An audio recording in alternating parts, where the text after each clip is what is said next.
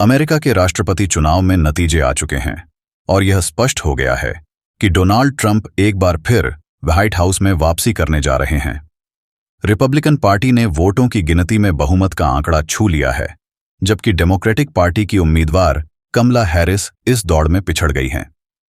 लेकिन इस बार चुनाव में एक चौंकाने वाली बात यह है कि ट्रंप को मुस्लिम मतदाताओं का भी अच्छा खासा समर्थन मिला है, जो कि आमतौर पर डेमोक्रेट्स के पक्ष में रहा करता था।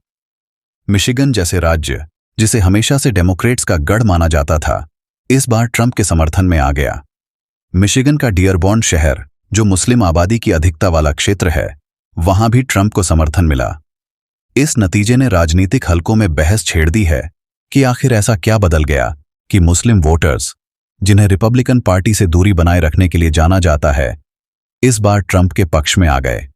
इसके पीछे एक अहम वजह इजराइल गाजा युद्ध से जुड़े विश्व स्तर पर बने हालात को माना जा रहा है।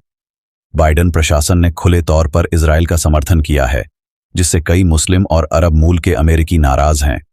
ट्रंप ने इस मौके का फायदा उठाते हुए अपने चुनाव अभियान में मिडिल ईस्ट में शांति स्थापना की बात को प्रमुखता से उठाया। उनका कहना था कि वे मिडिल ईस्ट और यूक्रेन में शांति लाना चाहते हैं, जिससे कि युद्ध समाप्त हो और आम लोगों को राहत मिल सके। हाल ही में मिशिगन में ट्रंप की एक रैली हुई, जिसमें कई मुस्लिम नेताओं ने भी हिस्सा लिया। रैली में इमाम बेलाल अल-जुहैरी ने ट्रंप को शांति समर्थक बताते हुए कहा कि मुस्लिम वोटर्स इस बार ट्रंप का साथ दे रहे हैं क्योंकि वे शांति की उम्मीद रखते हैं। अल-जुहैरी ने कहा कि गाजा और इजराइल के बीच जारी संघर्ष में बाइडेन का खुलकर इजराइल का समर्थन करना मुस्लिम समुदाय को आहत कर रहा है। इसके उलट ट्रंप ने चुनावी रैलियों में और सोशल मीडिया पर लगातार यह संदेश दिया कि वह शांति के पक्षधर हैं और गाजा तथा मिडिल ईस्ट में शांति लाने के लिए हर संभव प्रयास करेंगे। ट्रंप के इस चुनावी रुख से मिशिगन में मुस्लिम वोटर्स का झुकाव उनकी ओर बढ़ा। डियरबॉर्न शहर में हुए एक सर्वे में मुस्लिम वोटर्स ने स्पष्ट कहा कि इस बार उन्होंने ट्रंप को समर्थन दिया क्योंकि वे बाइडेन प्रशासन की युद्ध समर्थक नीति से निराश थे।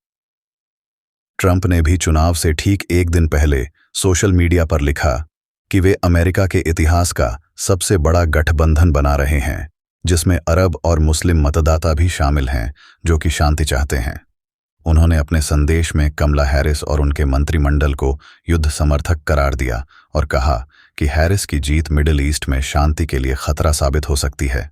इस बार ट्रंप को मुस्लिम वोटर्स का जो समर्थन मिला, उसने डेमोक्रेटिक पार्टी को सोचने पर मजबूर कर दिया है। यह एक बड़ा बदलाव है, क्योंकि आमतौर पर रिपब्लिकन पार्टी को मुस्लिम समुदाय के खिलाफ नीतियां अपनाने के लिए जाना जाता रहा है। पिछले कार्यकाल में ट्रंप ने कुछ मुस्लिम देशों पर ट्रैवल बैन भी लगाया था, जिसे बाइडेन ने हटाया था। फिर भी इस बार मुस्लिम वोटर्स का झुकाव ट्रंप की ओर दिखाई दिया। मिशिगन में हुई ट्रंप की रैली में कई मुस्लिम नेताओं की मौजूदगी ने भी इस बदलाव को और मजबूत किया। बाइडेन प्रशासन ने गाजा संघर्ष में जिस तरह इजराइल का साथ दिया, उससे मुस्लिम और फिलिस्तीनी मूल के मतदाताओं में नाराजगी दिखी। ट्रंप ने इस चुनाव में अपनी भाषणों में यही संदेश दिया कि अगर वे सत्ता में आते हैं तो मिडिल ईस्ट और अन्य संघर्ष क्षेत्रों में शांति स्थापना के लिए काम करेंगे। ऐसे में यह देखना दिलचस्प होगा कि ट्रंप के इस दूसरे कार्यकाल में मिडिल ईस्ट की राजनीति किस दिशा में जाती है और क्या वे अपने किए हुए वादों को निभाते हैं या नहीं।